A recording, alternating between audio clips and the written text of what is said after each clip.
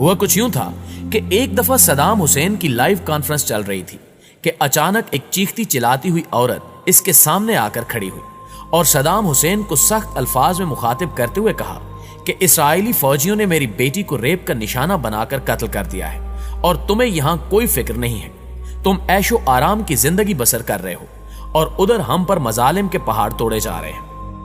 उस औरत ने मजीद कहा कि रोजाना हमारे घरों से इसराइली फौजी हम सब की आंखों के सामने हमारी बहनों और बेटियों को अगवा करके ले जाते हैं, जिनको बाद में कत्ल करके फेंक दिया जाता है और हमारे छोटे छोटे बच्चों को सड़कों पर घसीट घसीट कर मार दिया जाता है। क्या तुम्हें इन औरतों, बूढ़ों और बच्चों की चीखें सुनाई नहीं देती जो रोजाना इसराइली फौजियों की गोलियों का निशाना बनते हैं? क्या तुमसे उन औरतों, बच्चों और बूढ़ों की चीखों का हिसाब नहीं लिया जाएगा? उस औरत की ये बातें सुनकर सदाम हुसैन रोने लगा और कहा कि अब इसराइल का कोई भी शख्स सुबह का सूरज नहीं देख पाएगा और जिस तरह यहूदियों ने हमारी माओ बहनों को रुलाया है, मैं इसी तरह इनकी चीखें निकलवाऊंगा और इनको तहस नहस करके रख दूंगा।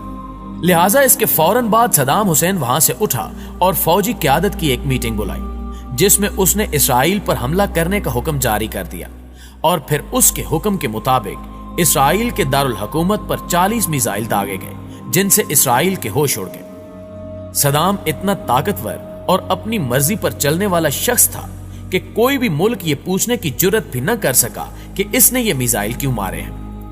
इन 40 मिसाइलों ने इसराइल के दारुल हुकूमत तिल अबीब को मिट्टी में मिला दिया, जबकि बड़ी बड़ी बिल्डिंग्स तबाह बर्बाद हो गई और हजारों यहूदी जहन्नुम वासिल हो गए। सदाम हुसैन ने ये 40 मिसाइल एक एक करके दागे थे।